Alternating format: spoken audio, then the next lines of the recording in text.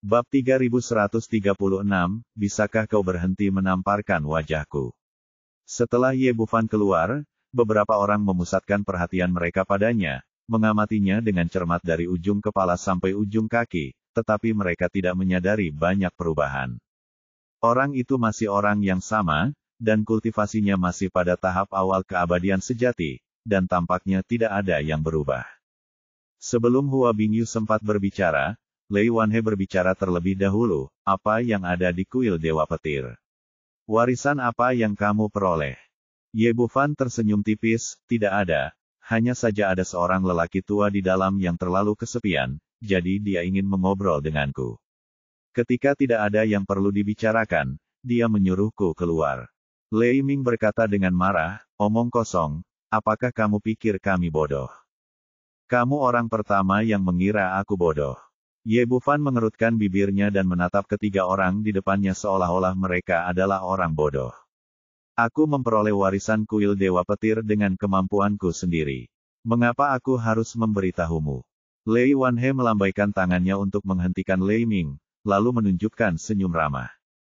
Jangan salah paham, aku hanya ingin memperluas wawasanku dan melihat seperti apa keberadaan Thor dan apa yang unik dari warisannya. Aku tidak percaya padamu. Ye Bufan mengerutkan bibirnya dan berkata, aku paling benci orang munafik sepertimu. Kalau kamu mau mencuri barang orang lain, katakan saja langsung. Kenapa kamu harus berpura-pura menjadi orang baik? Kalau begitu, jangan salahkan aku karena bersikap kasar. Senyum di wajah Lei Wanhe langsung menghilang. Dia telah berjaga di sini selama 3 hari hanya demi warisan kuil Dewa Petir. Sekarang setelah pihak lain mendapatkannya, dia pasti tidak akan menyerah begitu saja. Begitulah keadaan di dunia peri, di mana kekuatan adalah segalanya dan membunuh orang demi harta karun bukanlah hal yang aneh. Hal yang sama berlaku untuk sekte pengendali petir abadi. Jika itu adalah harta karun lainnya, dia mungkin masih mempertimbangkan wajahnya. Namun, warisan kuil Dewa Petir merupakan godaan besar bagi para dewa yang mempraktikkan sihir petir, jadi harga diri menjadi tidak penting saat ini. Saat dia berbicara, dia mengulurkan tangan besarnya dan langsung meraih Ye Bufan. Mereka telah berjaga di sini selama 3 hari. Hua Bingyu juga telah membuat tebakan kasar dan telah mempersiapkan diri dengan baik. Dia muncul di depan Ye Bufan. Seolah aku tidak ada, dia melayangkan pukulan dan bertarung langsung dengan Lei Wanhe. Dengan suara keras, keduanya terlempar mundur sejauh 100 meter. Mereka berdua berada di puncak Daluo Immortal dan kekuatan mereka hampir sama. Mereka seimbang dalam satu gerakan. Peri bunga, tampaknya kamu tidak membuat banyak kemajuan selama bertahun-tahun. Melihat kekuatannya tidak kalah dengan orang lain, Lei Wanhe menjadi lebih santai. 1000 tahun yang lalu, dia bahkan tidak bisa menahan satu gerakan pun dari Hua Bingyu. Tetapi sekarang dia bisa mengalahkannya dengan sama baiknya, yang mana sudah merupakan kemajuan yang sangat besar. Dia mengulurkan tangan dan mengambil sebuah palu raksasa berwarna emas, serahkan peri bunga itu padaku, dan aku akan serahkan sampah itu padamu. Setelah berkata demikian, dia mengayunkan palunya, dan tiba-tiba terdengar suara gemuruh. Sebuah busur petir yang dahsyat melesat keluar dari palu emas itu dan menghantam Hua Bingyu dengan suara berderak. Kamu berani. Pedang ajaib di tangan Hua Bingyu menebas dengan cahaya pedang yang tajam, langsung menghancurkan busur petir di depannya menjadi berkeping-keping, dan kemudian berbalik untuk menyelamatkan Ye Bufan. Sayang sekali dia sudah kehilangan inisiatif, dan mereka berdua memiliki tingkat kultivasi yang sama. Begitu mereka mulai bertarung, Lei Wanhe muncul di depan mereka dan menyerang dengan palu lainnya. Hua Bingyu sangat cemas. Menurutnya, Ye Bufan hanya berada di tahap dewa sejati dan tidak mungkin dia bisa menandingi 2 dewa emas. Pedang ajaib di tangannya meledak dengan cahaya pedang di seluruh langit, udara bagaikan badai yang dahsyat, dan kekuatan penuhnya ditampilkan. Namun Lei Wanhe bukanlah orang yang mudah untuk dihadapi. Palu emas di tangannya terus-menerus mengeluarkan kekuatan guntur, menghancurkan semua sinar pedang dan menghalangi jalan. Pikirannya sama, selama dia bisa menghentikan Hua Bingyu, kedua muridnya akan dapat menghadapi Ye Bufan tanpa rasa takut. Melihat sang guru telah mengambil tindakan, Lei Ming dan pria lainnya berjalan mendekat. Jangan datang ke sini, apa yang akan kamu lakukan? Wajah Ye Bufan dipenuhi kepanikan, dan dia melangkah mundur berulang kali. Wah, bukankah kamu dulu sangat sombong? Mengapa kamu sekarang jadi pengecut?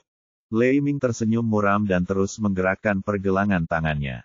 Dia pernah diinjak-injak sampai mati oleh Ye Bufan di kuil Dewa Petir sebelumnya, dan telah menahan banyak amarah. Sekarang akhirnya saatnya untuk melampiaskannya. Nak, kau tak perlu terburu-buru memberitahuku apa warisan itu. Biarkan aku bersenang-senang dulu. Setelah mengatakan itu, dia hendak mengambil tindakan, tetapi Ye Bufan dengan cepat menghentikannya. Tunggu sebentar, bisakah kau tidak memukul wajahku? Kamu masih mencoba menawar denganku saat ini. Apakah kamu punya kualifikasi? Aku akan menamparmu. Lei Ming sangat arogan, tetapi sebelum dia bisa menyelesaikan kata-katanya, dia mendengar suara renyah di dekat telinganya. Kemudian seluruh orang itu ditampar dan terlempar puluhan meter jauhnya, wajahnya terbakar, dan meninggalkan bekas tamparan merah besar. Anda, Lei Ming mendongak dan melihat wajah Ye Bufan yang tampak jenaka. Dia tidak lagi menunjukkan rasa takut dan panik seperti sebelumnya. Apa yang kau lihat? Aku baru saja bilang aku tidak akan menamparmu, oke. Tapi kau bersikeras tidak setuju. Karena kau punya permintaan ini, maka aku akan memenuhinya. Setelah Ye Bufan selesai bicara, sosoknya melesat dan dia datang di depan Lei Ming lagi, lalu menamparkan sisi lain wajahnya dengan punggung tangannya. Tamparan ini secara langsung menghancurkan energi abadi yang melindunginya dan membuatnya pingsan lagi. Ini tidak mungkin. Wajah Lei Ming penuh dengan kengerian. Pihak lain jelas hanya seorang dewa sejati awal, sementara dia berada di puncak Dewa Emas. Perbedaan kekuatan antara keduanya sangat besar. Seharusnya aku yang menghancurkan pihak lain, mengapa sekarang malah sebaliknya? Lei Linger, yang berdiri di sampingnya, awalnya tampak linglung dan sama sekali tidak menanggapi orang itu dengan serius. Pada saat ini, dia tertegun dan tidak dapat bereaksi untuk beberapa saat. Bahasa Indonesia, aku membunuhmu. Lei Ming yang sudah sadar kembali, sangat marah, bagaikan singa gila. Pihak lain hanya berpura-pura seperti itu, dan jelas bahwa dia hanya mempermainkannya. Saat dia mengangkat tangannya, dua baut petir tebal muncul di telapak tangannya dan menghantam Ye Bufan dengan ganas. Hanya itu saja yang dapat kamu lakukan. Ye Bufan sekarang berada di level ketiga dari penggabungan Vena dan pemurnian kulit. Tubuhnya telah ditempa oleh guntur surgawi yang memusnahkan, jadi bagaimana mungkin dia bisa menganggap serius kekuatan guntur kecil ini. Dia tidak menghindar atau menghindar, tetapi langsung meninju ke depan, menghancurkan kedua guntur itu hingga berkeping-keping, lalu menghantam dada Lei Ming dengan keras. Retak. Kali ini pukulannya jauh lebih keras dari sebelumnya, menyebabkan tulang dadanya ambruk. Dia terlempar 100 meter jauhnya, dan sejumlah besar darah menyembur ke langit. Hentikan. Lei Linger tersadar dan melancarkan pukulan. Lengkungan listrik yang pekat menempel di tinjunya yang seperti batu giok putih, memancarkan kekuatan yang tak terbatas. Sebagai murid berbakat dari Sekte Pengendali Petir Abadi, kekuatannya jauh lebih kuat dari Lei Ming, dan keterampilan berbasis petirnya juga memiliki keunggulan mutlak. Sayangnya, orang yang dihadapinya sekarang adalah pewaris teknik pembentukan tubuh Dewa Petir, dan petir ini sama sekali tidak dapat menimbulkan ancaman. Ye Bufan mengangkat tangannya dan meninju. Lei Linger terdorong mundur puluhan meter, wajahnya pucat karena terkejut. Kau sebenarnya seorang penyempurna tubuh abadi. Lei Linger tidak pernah menyangka bahwa pihak lain akan memiliki kultivasi tubuh yang begitu kuat, dan sama sekali tidak takut dengan kekuatan petirnya. Ini sungguh tidak terbayangkan. Kamu baru menyadarinya sekarang. Sudah terlambat. Setelah Ye Bufan selesai berbicara, dia muncul di depan Lei Ming dalam sekejap dan menamparkan wajahnya lagi. Kemudian dia mengangkat kakinya dan menendang Lei Linger yang datang menyelamatkannya. Awalnya, Lei Wanhe masih tenang dan menunggu kedua muridnya mengalahkan pihak lain. Namun dia tidak pernah menyangka bahwa dua murid berbakat yang paling dia hargai akan dihajar sampai berada dalam kondisi menyedihkan oleh seorang abadi sejati. Bab 3137 Memeras Dewa Daluo. Hentikan. Lei Wanhe melesat dan bersiap untuk pergi menyelamatkan, tetapi ketika dia melihat situasi di sana, Hua Bingyu juga melihatnya dengan jelas, jadi tentu saja tidak mungkin dia akan berhasil dengan mudah. Pedang abadi di tangannya dikelilingi oleh energi pedang, menghalangi jalan. Dalam waktu singkat, pemandangan di depannya berubah 180 derajat. Sebelumnya, Hua Bingyu hendak bergegas menyelamatkan orang, dan Lei Wanhe berusaha mati-matian untuk menghentikannya. Sekarang Lei Wanhe ingin menyelamatkan orang, tetapi dihalangi oleh Hua Bingyu. Ye Bufan memiliki keunggulan mutlak. Dia menahan Lei Ming dan memukulinya dengan sangat keras hingga wajahnya menjadi bengkak seperti kepala babi. Jika Lei Wanhe tidak sedang mengawasi di dekatnya, dia benar-benar tidak akan mengenali bahwa ini adalah muridnya. Sebagai perbandingan, Lei Linger, sebagai seorang wanita, diperlakukan lebih baik dan kultivasinya langsung disegel.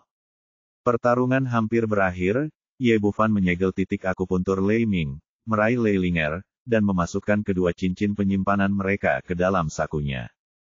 Kamu berani mencuri barang-barangku. Melihat cincinnya dirampas, Lei Ming patah hati.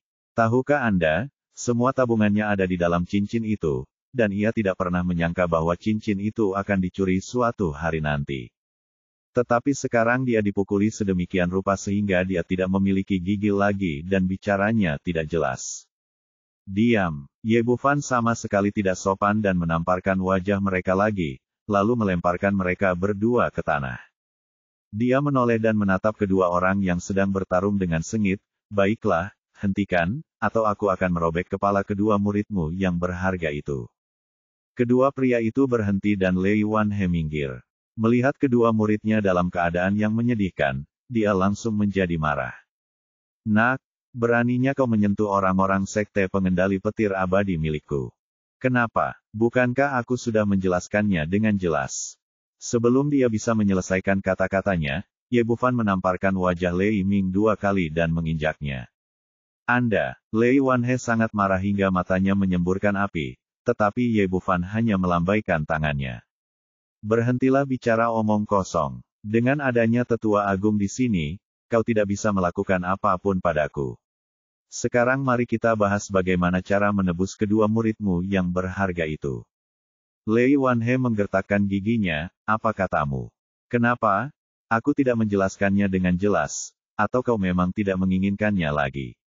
Kalau kau tidak menginginkannya, katakan saja padaku, dan aku akan segera mengantarnya. Setelah Ye Bufan selesai berbicara, dia memutar pergelangan tangannya dan pedang ajaib muncul di telapak tangannya, menunjuk langsung ke tenggorokan Lei Ming yang tercekik. Tunggu sebentar, Lei Wanhe telah menjelajahi dunia peri selama ribuan tahun, tetapi ini adalah pertama kalinya dia bertemu dengan tuan yang begitu sulit.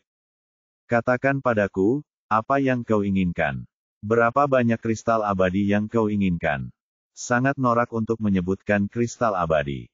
Ye Bufan melirik cincin penyimpanan di tangannya dan berkata, tukar saja dengan cincinmu. Apa? Ini tidak mungkin. Lei Wanhe menggertakkan giginya karena kebencian. Awalnya dia ingin menangkap Ye Bufan dan memerasnya dengan kejam, atau setidaknya mengambil alih warisan kuil Dewa Petir ke tangannya sendiri. Segala sesuatunya direncanakan dengan baik, dan serangan Hua Bingyu berhasil diblokir. Ia tidak pernah menyangka kedua muridnya akan menjadi tawanan dan kini diperas habis-habisan. Seorang dewa Daluo yang agung diperas oleh seorang dewa sejati, yang membuatnya sangat marah, tetapi ia tidak punya pilihan selain menanggungnya. Lei Wanhe menahan amarahnya dan berkata, aku bisa memberimu 1 juta kristal abadi tingkat rendah dan membiarkan orang itu pergi sekarang. Di dalam hatimu, apakah kedua muridmu yang berharga itu bernilai 1 juta kristal abadi tingkat rendah? Ye Bufan menggelengkan kepalanya dan pedang ajaib di tangannya membuat bunga pedang yang indah. Kau tidak setuju, kan? Kalau begitu aku akan mencabik-cabik mayatnya sekarang juga. 3, 2, 1. Setelah selesai menghitung, dia mengarahkan pedang ajaib di tangannya ke leher Lei Ming dan bersiap untuk memenggalnya. Tunggu sebentar. Awalnya, Lei Wanhe berencana untuk tawar-menawar, tetapi dia tidak menyangka pihak lain tidak akan memberinya kesempatan sama sekali.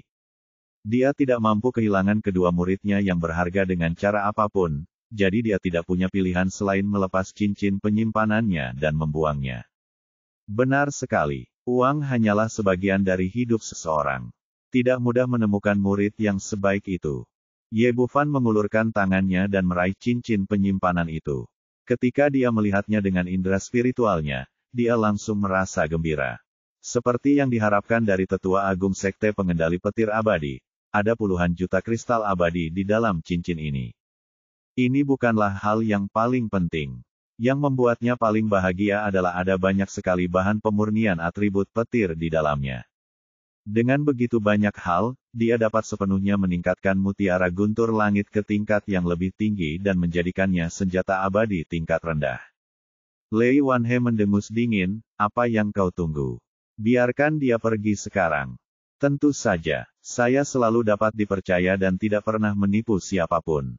Setelah Ye Bufan selesai berbicara, dia melambaikan tangannya dan mereka berdua terbang langsung ke arah Lei Wanhe, lalu berlari ke Hua Bingyu dengan 3 cincin penyimpanan di tangan mereka.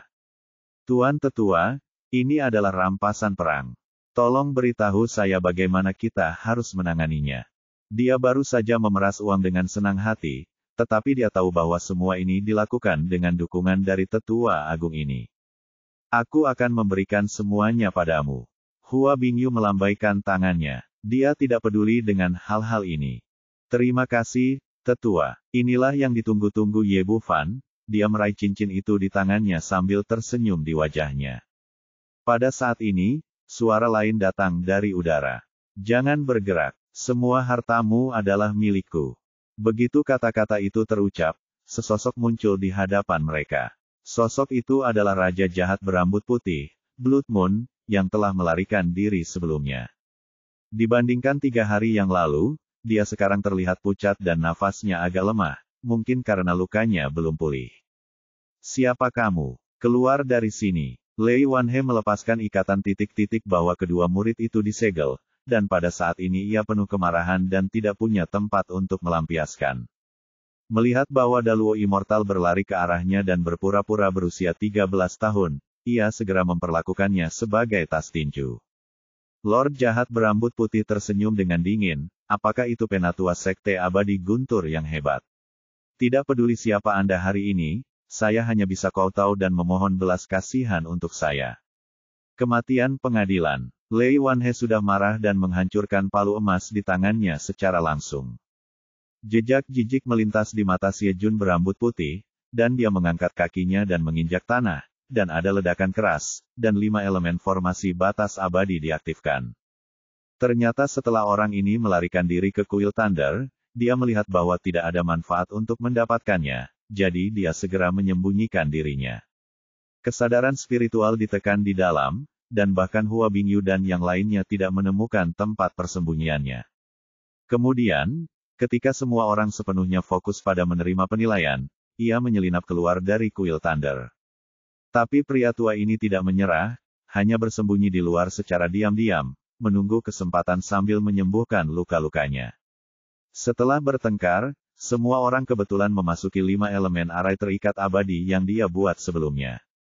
Pada saat ini, dia sangat gembira. Pada saat itu, semua harta dan warisan kuil Thunder akan menjadi milik Anda. Ketika formasi diaktifkan, tingkat budidaya Lei Wanhe segera ditekan ke ranah Daishian. Dia terhuyung-huyung secara tak terduga, dan pada saat ini, Raja Jahat Berambut Putih meninju dia, menjatuhkannya ke tanah, muntah darah. Sialan, kamu benar-benar mengatur formasi. Lei Wanhe tampak terkejut, dan sekarang dia tidak punya kekuatan untuk bertarung lagi. Hahaha, aku baru saja mengatakan bahwa harta karunmu adalah milikku, dan hidupmu juga milikku.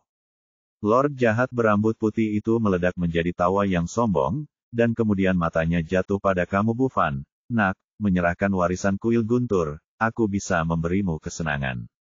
Bab 3138, Pikiran Luas. Melihat kejadian ini, Lei Wanhe menggelengkan kepalanya pelan. Ia tidak menyangka bahwa warisan kuil Dewa Petir yang diperebutkan semua orang akhirnya jatuh ke tangan orang lain.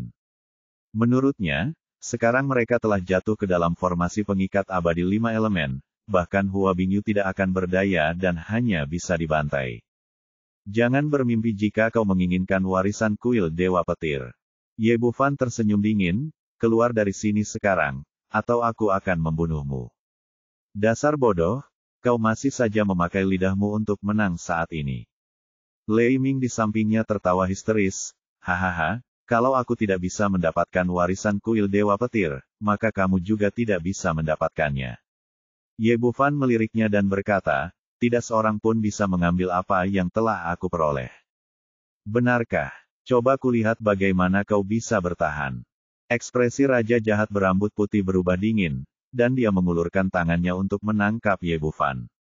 Begitu dia bergerak, Hua Bingyu yang ada di sebelahnya mengambil tindakan dan menebas dengan pedang ajaib di tangannya. Akan tetapi, dalam formasi pengikat abadi 5 elemen, kultivasinya sangat ditekan, dan pedang ini tidak lagi setajam sebelumnya. Bahkan di mata Daluo Immortal, itu sangat lembut dan tidak menimbulkan ancaman sama sekali. Raja Jahat berambut putih meliriknya, ekspresi jijik tampak di wajahnya, dia sama sekali tidak menganggapnya serius, dan tangan besar yang terulur tidak berubah sama sekali. Pada saat ini, Ye Bufan menendang keluar, dan kemudian semua orang mendengar bunyi klik, dan kemudian tubuh mereka terasa lebih ringan, dan kekuatan penindasan dari formasi pengikat abadi 5 elemen menghilang dalam sekejap. Ekspresi penguasa jahat berambut putih berubah drastis. Dia tidak pernah menyangka bahwa formasi yang telah dia buat akan dirusak oleh orang lain seperti ini. Bagaimana dia bisa tahu bahwa entah itu formasi roh darah sebelumnya atau formasi pengikat abadi 5 elemen, akan mudah bagi Ye Bufan untuk menghancurkannya. Tetapi sebelumnya, tanpa Hua Bingyu sebagai pendukungnya, dia tidak berani bergerak. Betapapun terkejutnya semua orang, situasi di lapangan berubah drastis ketika formasi itu rusak. Pedang yang diayunkan Hua Bingyu tiba-tiba meledak menjadi cahaya yang lebih terang, langsung berkembang menjadi cahaya pedang besar yang panjangnya 10 kaki. Ah! Raja Jahat berambut putih mengeluarkan lolongan yang menyedihkan. Dia tidak pernah menganggap serius pedang ini sebelumnya dan tidak pernah menyangka bahwa kekuatannya akan tiba-tiba meningkat begitu banyak. Awalnya, kekuatannya saat ini jauh lebih rendah daripada Hua Bingyu, dan dia juga ceroboh. Pedang itu menyerangnya dengan keras, membelahnya menjadi 2 dari kepala hingga kaki. Tubuh Raja Jahat berambut putih itu jatuh ke tanah dengan bunyi gedebuk, kemudian seberkas jiwanya meluap dari istana Niwan dan terbang ke kejauhan dengan kecepatan yang amat cepat. Alis Ye Bufan berkedut, dan dia tanpa sadar ingin menggunakan botol pemurnian iblis untuk mengumpulkannya. Ini adalah jiwa dari seorang Dewa Daluo. Setelah disempurnakan menjadi pilyuan abadi, kultivasiku akan melambung tinggi seperti roket. Namun, dia akhirnya menahannya. Lagi pula, ada beberapa orang dari sekte pengendali petir yang mengawasi di dekatnya, dan rahasianya tidak dapat diungkapkan. Satu-satunya cara adalah membungkam Lei Wanhe dan anak buahnya, tetapi hal itu tampaknya tidak realistis karena pihak lain berasal dari sekte besar. Terlepas dari apakah hal itu mungkin atau tidak, Hua Bingyu tidak akan melakukannya kecuali benar-benar diperlukan. Kesempatan itu cepat berlalu, dan jiwa penguasa jahat berambut putih lenyap ke dalam rawa pembunuh abadi dalam sekejap mata. Ye Bufan diam-diam merasa kasihan, tetapi karena dia sudah melarikan diri, dia sudah melarikan diri. Hal semacam ini tidak bisa dipaksakan. Lei Wanhe terkejut. Ia tidak pernah menyangka bahwa pemuda jahat ini ternyata adalah seorang ahli formasi abadi dan memiliki pencapaian yang sangat tinggi sehingga ia dapat menghancurkan formasi pengikat abadi 5 elemen hanya dengan mengangkat kakinya. Ye Bufan meliriknya dan berkata, "Orang tua, berhentilah melihat. Kali ini kau berutang nyawa padaku." Lei Wanhe mendengus dingin dan tidak mengatakan apapun pada akhirnya. Pihak lain benar. Jika mereka tidak menghancurkan formasi pengikat abadi 5 elemen, saya khawatir mereka bertiga tidak akan selamat. Bertahan lebih lama dalam situasi ini hanya akan mendatangkan aib, jadi dia mengangkat tangannya, menggendong kedua muridnya, dan melarikan diri dari rawa pembunuh abadi. Baiklah, ayo pergi juga. Semuanya sudah berakhir. Hua Bingyu takut malam ini akan terlalu panjang dan akan ada lebih banyak masalah, jadi dia membawa Ye Bufan pergi. Di bawah pimpinan seorang Dewa Daluo, mereka pergi lebih cepat dan sekitar setengah hari kemudian mereka melihat gerbang gunung sekte pedang Liu Guang dari jauh. Baiklah, Kita berhenti di sini. Hua Bingyu menemukan tempat terpencil dan mereka berdua mendarat di sana. Setelah kembali ke sekte, jangan katakan apapun tentang apa yang terjadi sebelumnya. Anggap saja tidak terjadi apa-apa. Berbicara tentang ini, adegan Ye Bufan yang sedang mengobati luka-lukanya muncul di benaknya. Pipinya menjadi panas dan perasaan khusus muncul di dadanya. Murid tahu. Ye Bufan mengangguk. Keduanya ingin merahasiakan masalah ini, jadi mudah untuk mencapai kesepakatan. Hua Bingyu berkata lagi, dan jangan lupa apa yang kau janjikan padaku. Kau harus menjadi murid pribadi ketua sekte. Saya akan melakukan apa yang saya katakan. Perkataan Ye Bufan penuh dengan keyakinan, dan perkataannya sekarang sangat berbeda dari sebelumnya. Setelah memperoleh warisan kuil Dewa Petir, kekuatannya meroket. Dapat dikatakan bahwa dia tidak memiliki saingan di bawah Dewa Surgawi, jadi tentu saja dia penuh percaya diri. Itu bagus. Hua Bingyu tidak berkata apa-apa lagi dan berbalik untuk pergi. Tunggu sebentar. Ye Bufan memanggilnya untuk berhenti. Hua Bingyu berbalik dan bertanya, ada lagi. Baiklah, tidakkah kau ingin bertanya tentang warisan yang kuterima dari kuil Dewa Petir? Inilah yang membuat Ye Bufan sangat terkejut. Secara logika, karena dia telah memperoleh warisan kuil Dewa Petir, dia seharusnya bertanya kepada Tetua Agung tentang hal itu, dan dia bahkan telah menyiapkan kata-katanya. Namun dia tidak mengatakan sepatah kata pun sepanjang jalan, dan belum mengajukan satu pertanyaan pun sampai sekarang, sungguh di luar dugaan. Apakah itu perlu? Bahasa Indonesia, Hua Bingyu berkata, setiap orang punya rahasianya sendiri. Warisan yang kamu terima adalah takdirmu sendiri. Aku tidak perlu tahu semuanya. Ingatlah bahwa kamu adalah murid sekte pedang Liu Guang, hal lain tidak penting. Petik 2. Setelah berkata demikian, dia tidak tinggal lebih lama lagi dan menghilang dari tempat itu dalam sekejap. Pria yang hebat. Ye Bufan menghela napas dalam hatinya. Dia memiliki begitu banyak rahasia, tetapi pihak lain tidak peduli. Kemurahan hati semacam ini jelas di luar imajinasinya. Kamu benar-benar berpikiran luas. Memikirkan hal ini, pemandangan di bawah tangan kanannya hari itu tiba-tiba muncul di benaknya. Dia memang konsisten dalam penampilan dan batinnya, dan dia benar-benar memiliki pikiran yang luas. Dia menggelengkan kepalanya, berhenti memikirkan hal-hal ini, dan memulihkan penampilannya. Kemudian dia menahan auranya, menyembunyikan tingkat kultivasinya yang sebenarnya, kembali ke keadaan sebelumnya, dan berjalan dengan angkuh kembali ke sekte pedang Liu Guang. Di puncak ke-9, Feng Ziwu tetap menyendiri selama 7 hari berturut-turut. Jumlah waktu ini tidak ada apa-apanya baginya sebelumnya. Di dunia kultivasi, merupakan hal yang umum bagi sesepuh tertinggi sekte Suantian untuk mengasingkan diri selama 1 atau setengah tahun. Namun kini mentalitasnya memang telah berubah. Tiba-tiba ada satu orang lagi di dalam hatinya. Ia tidak pernah bisa tenang, dan bayangan Ye Bufan selalu ada di dalam pikirannya. Akhirnya, ia mengakhiri retretnya dan langsung menuruni gunung.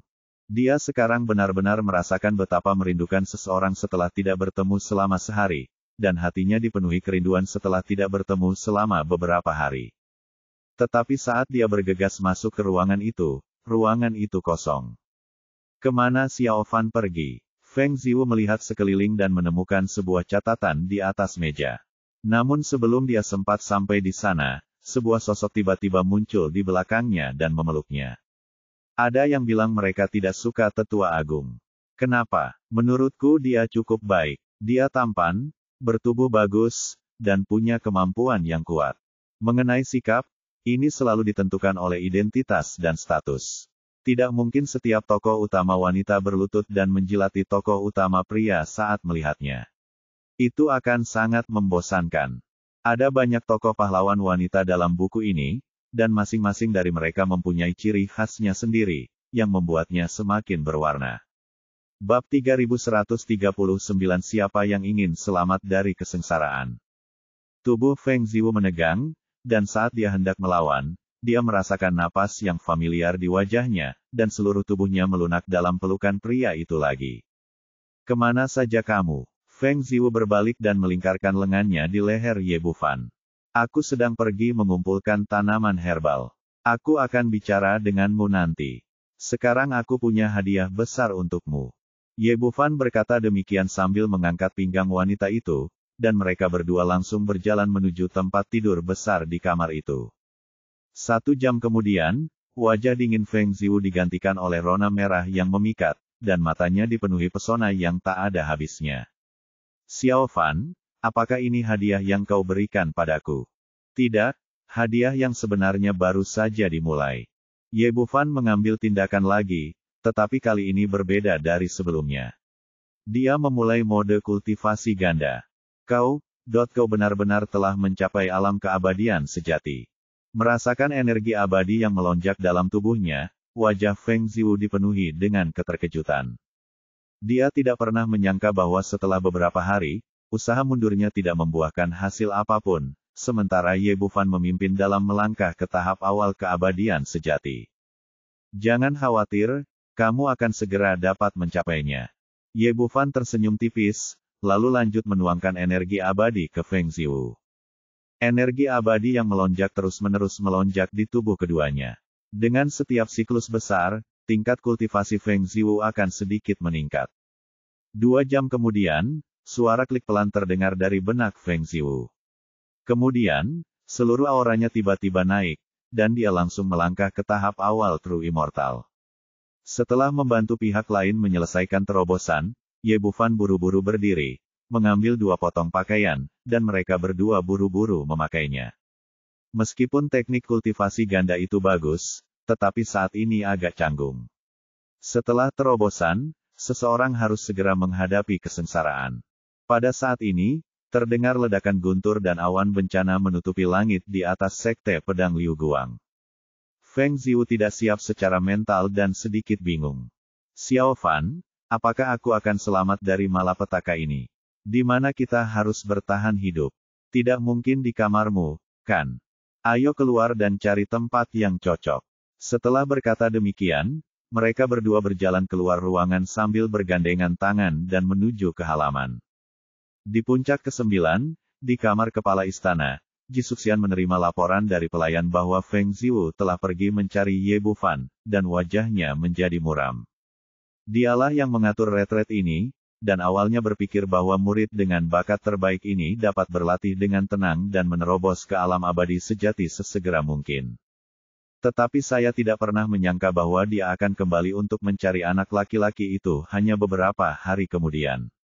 Aku tidak bisa terus-terusan seperti ini, aku harus memikirkan caranya, kalau tidak aku akan mengecewakan muridku. Memikirkan hal ini, dia melambaikan tangannya dan meminta pelayan untuk memanggil manajer gerbang luar. Tidak lama kemudian, Zhao Xicheng mendorong pintu dan masuk. Guru Puncak, apakah Anda mencari saya? Ada sesuatu yang ingin aku bicarakan denganmu. Jisuxian merangkum perkataannya, menceritakan kembali situasi Feng Ziwu dan Ye Bufan, dan akhirnya berkata, saya melihat Ziwu bersamanya sebelumnya, dan setiap kali dia kembali, tingkat kultivasinya mengalami terobosan, jadi saya tidak memaksakan batasan apapun. Namun sekarang tampaknya pikirannya sama sekali tidak tertuju pada kultivasi. Ini mungkin bukan hal yang baik. Bagaimana menurut Anda tentang ini? Petik 2. Master Puncak Master, Anda salah. Bagaimana seorang kultivator bisa terobsesi dengan seks? Kultivasi ganda tidak akan memberikan efek sebesar itu.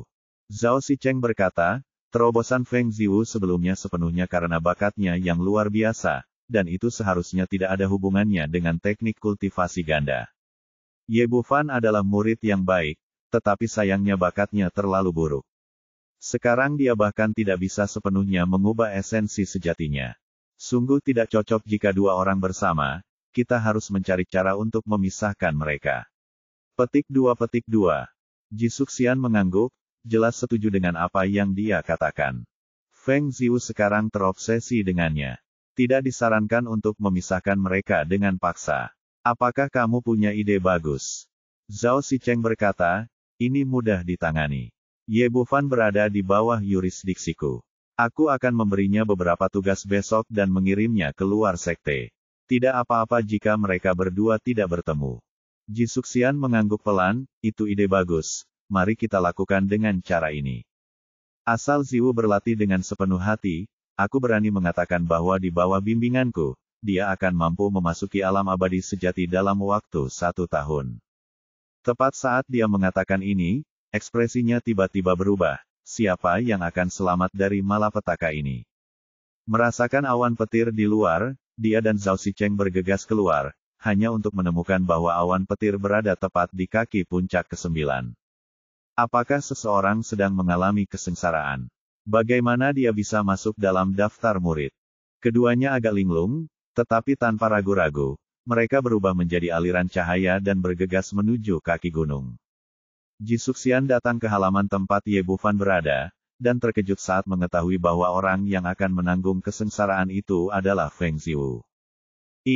Keduanya sedikit tidak percaya. Mereka hanya mengatakan bahwa di bawah bimbingan mereka, orang tersebut akan mampu mengatasi kesengsaraan dalam setahun, tetapi mereka tidak menyangka bahwa orang tersebut akan memulainya sekarang. Itu terjadi begitu cepat. Ledakan. Jisuxian terbangun oleh suara guntur di udara. Gadis, ikuti aku. Dia mengangkat tangannya dan melambaikannya. Sebuah kekuatan tak terlihat menyapu Feng Ziwu dan bergegas keluar dari sekte tersebut. Zhao Sicheng juga terbang ke udara dan mengikuti dari dekat. Sebagai sekte teratas di Qingweitian, sekte pedang Liu Guang telah secara khusus menyiapkan tempat bagi para pengikutnya untuk melampaui kesengsaraan, yang disebut Deng Tiantai. Artinya mengatasi kesengsaraan dan meningkatkan kultivasi seseorang, serta mampu mencapai surga dalam 1 langkah. Ini adalah gunung besar di luar gerbang gunung. Puncak gunung telah diratakan, berubah menjadi dataran dengan diameter 10.000 kaki. Tempat ini diberkati oleh formasi tingkat tinggi, dan bahkan jika disambar petir, tempat ini tidak akan rusak. Secara umum, para pengikut sekte mengatasi kesengsaraan di sini. Ye Bufan berdiri di sana dan melihat bahwa dia telah pergi. Pada saat ini, murid-murid lain di sekte merasakan awan guntur di udara, dan tahu bahwa seseorang akan mengatasi kesengsaraan, sehingga mereka bergegas menuju puncak atap. Kamu Bufan berjalan dengan cepat ketika tiba-tiba teriakan dengan marah datang dari belakang. Berdiri di dekat kamu, berhentilah untukku. Dia melihat ke belakang dan melihat sosok yang mengejarnya dengan cepat dari belakang. Namun, putra tertua dari keluarga Chu tidak lagi sombong dan energis seperti sebelumnya. Ternyata terakhir kali dia tidak ragu untuk membakar esensi dan darahnya, dan akhirnya melarikan diri. Ketika Xie San mengetahui bahwa dia tidak berhasil, dia kehilangan senjata abadi kelas rendahnya, dan sangat marah dan dia sangat diperbaiki. Chu Xiao telah bersembunyi di kamar akhir-akhir ini. Baru setelah dia mengetahui bahwa kamu Bufan telah kembali ke sekte itu dia muncul. Awalnya, dia melihat seseorang melewati kesengsaraan, dan ingin datang dan melihat kesenangan dan santai, tetapi dia tidak berharap bahwa mereka berdua akan bertabrakan begitu mereka meninggalkan pintu. Setelah melihatnya, kamu Bufan tersenyum dan berkata, "Oh, bukankah saudara laki-laki senior ini dari puncak ketiga? Jika kamu belum pernah bertemu selama beberapa hari, wajahmu tidak terlihat sangat baik. Ada apa dengan ini? Apakah ginjal tidak terlalu bagus? Jika Anda memiliki kekurangan ginjal, Anda harus mengambilnya sesegera mungkin." Petik 2. Dia yakin bahwa orang ini diam-diam merencanakan melawannya hari itu dan dia pasti tidak bisa mengumumkannya, jadi dia mengambil kesempatan untuk mengejek pihak lain. Chu Xiao mengertakkan giginya dengan keras, melihat sekeliling dan melihat bahwa tidak ada orang di dekatnya, dan berbisik, "Nak, berhenti berbicara omong kosong, cepat dan mengembalikan senjata roh terbang kepada saya, jika tidak masalah ini tidak akan berakhir." Masalah ini tidak dapat dipublikasikan. Bab 3140 Karena aku adalah laki-lakinya. Ye Bufan tidak peduli dengan hal itu.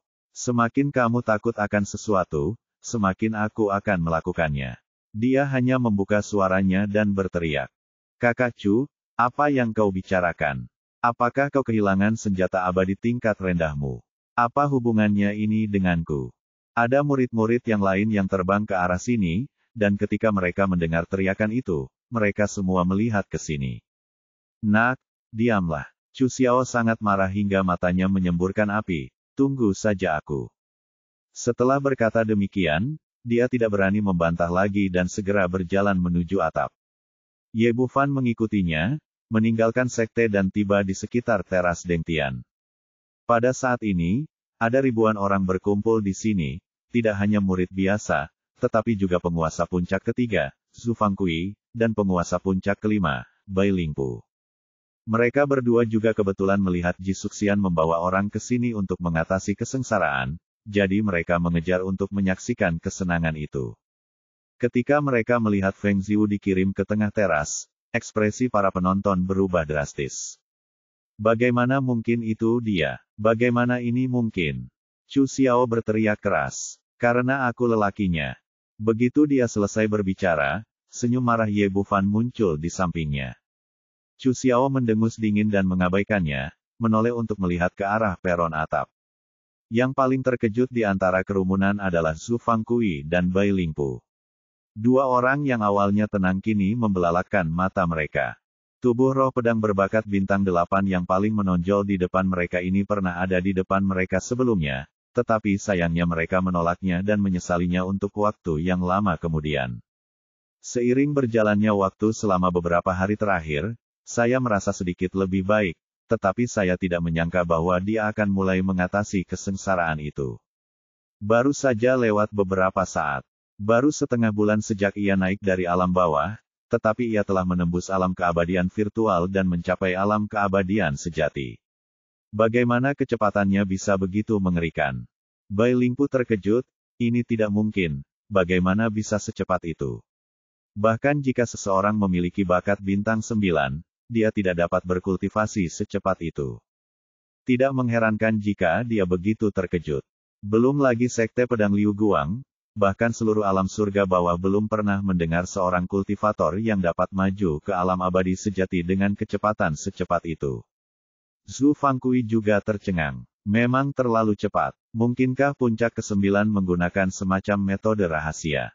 Omong kosong. Kita semua berasal dari sekte yang sama dan kita semua tahu detail satu sama lain. Metode rahasia apa yang mungkin dia miliki? Bahkan jika dia memiliki metode rahasia, mustahil baginya untuk berkembang secepat itu. Bai Lingpu dipenuhi rasa iri, cemburu, dan benci, dia begitu marah hingga mengumpat. Tak seorang pun dari mereka ingin mempercayai kenyataan di depan mata mereka, tetapi awan petir berkumpul di atas kepala mereka dan guntur bergemuruh di langit. Terlepas dari apakah mereka mempercayainya atau tidak, sambaran petir pertama telah jatuh, menyambar kepala Feng Ziwu. Zhu Fangqi berkata dengan masam, tidak masalah jika kamu cepat membaik. Jika kamu tidak hati-hati, fondasimu mungkin tidak stabil dan kamu akhirnya bisa jatuh tertimpa petir. Dibandingkan dengan Zhu Fangqi dan Bai Lingpu, dua orang tua yang iri dan cemburu, para pengikut sekte pedang Liu Guang yang hadir lebih bersorak dan bersemangat. Kebanyakan orang merasa bangga memiliki seorang jenius seperti dia di sekte mereka, terutama karena dia adalah dewi yang dihormati oleh banyak orang. Pada saat ini, sambaran petir pertama menyambar, tetapi Feng Ziwu sama sekali tidak panik. Dia memutar pergelangan tangannya dan pedang abadi ada di tangannya. Cahaya pedang yang tajam menebas langsung ke udara. Sebagai murid jenius dengan bakat bintang 8, ia mempraktikkan teknik pedang cahaya mengalir yang paling canggih. Pedang ini sangat tajam, dan cahaya pedang yang panjangnya beberapa meter langsung menghancurkan guntur yang menyambar dari langit. Feng Xianzi sungguh kuat. Melihat kejadian tersebut, penonton yang menyaksikan langsung bersorak kegirangan dan bertepuk tangan silih berganti. Awan petir di langit tampak murka, kemudian guntur kedua pun turun. Pedang ajaib di tangan Feng Ziwu terbang, dan dia menanggapi dengan tenang dan mudah. Tingkat kultivasinya meningkat sangat cepat, terutama karena kultivasi gandanya dengan Ye Bufan. Meskipun tidak sekuat teknik kekacauan, tetapi juga ternodai oleh jejak aura kacau, sangat kuat, tanpa tanda-tanda fondasi yang tidak stabil. Di bawah tatapan semua orang, dia dengan mudah melewati 3 tingkat pertama kesengsaraan guntur, dan hanya merasakan sedikit kesulitan di tingkat keempat. Ye Bufan menyaksikan dengan gugup dari samping, diam-diam memegang labu meteorit di tangannya dan menyembunyikannya di lengan bajunya, tetapi dia tidak bergegas untuk membantu. Kesengsaraan surgawi merupakan suatu bentuk penempaan dan baptisan bagi mereka yang abadi, dan mereka yang bertahan akan menuai manfaat yang besar. Jadi dia hanya bersikap berhati-hati dan tidak akan pernah mengambil tindakan kecuali jika benar-benar krisis. Selain itu, meteorite Thunder God merupakan salah satu rahasia pentingnya dan tidak dapat dengan mudah dilihat oleh orang luar. Jisuxian mengerutkan kening dan mengepalkan tangannya, jelas khawatir pada muridnya. Bukan hanya dia saja, murid-murid puncak ke-9 yang lain pun demikian. Sekarang Feng Ziwu telah menjadi harapan mereka. Dengan bakat seperti itu, mereka tidak akan pernah kalah dari 8 puncak lainnya lagi. Karena itu semua orang menjadi sangat gugup dan terus bersorak. Bai Lingpu tampak muram. Pada saat ini, dia berharap Feng Ziwu akan disambar petir hingga hancur berkeping-keping. Jika seorang jenius seperti itu bangkit di puncak ke-9, hari-harinya di puncak ke-5 pasti tidak akan mudah. Meskipun puncak ketiga tidak memiliki perseteruan yang tidak dapat didamaikan dengan puncak ke-9 seperti puncak ke-5, karena cemburu, Zhu Fangqi juga tidak ingin Feng Ziwu selamat dari kesengsaraan surgawi. Tetapi tidak peduli apapun mentalitas mereka, Feng Ziwu adalah Feng Ziwu, dan seorang jenius adalah seorang jenius. Dia selamat dari 6 tingkat kesengsaraan guntur dan hanya mengeluarkan sedikit darah serta menderita beberapa luka ringan, tetapi tidak ada yang serius. Awan peri turun dari langit, dan aura Feng Ziwu meningkat dengan cepat. Luka-luka di tubuhnya tersapu dan dia sembuh total.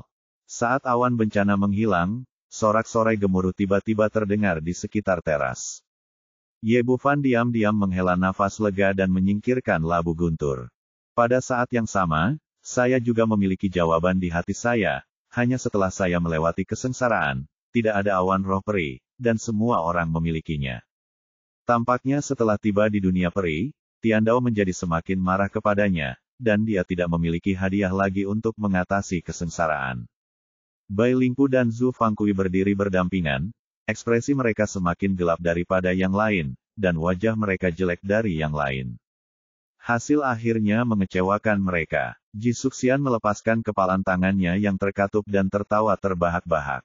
Setelah tertawa, saya berbalik dan kebetulan melihat wajah jelek Bai Lingpu dan Zhu Fangqi.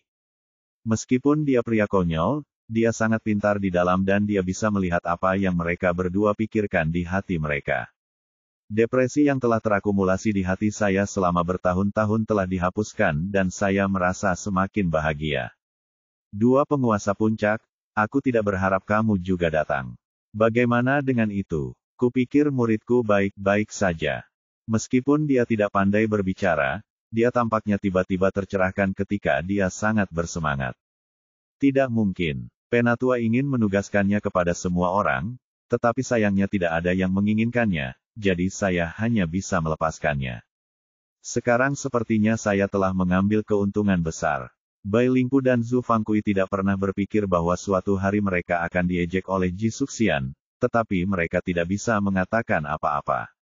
Mereka berdua mendengus dengan dingin dan bersiap untuk pergi, tetapi pada saat ini, suara tua dan dalam datang dari jauh. Mu Yan, Sekte Liuli Immortal, datang berkunjung. Teman lamaku berkata, apakah kamu di sini? Petik 2.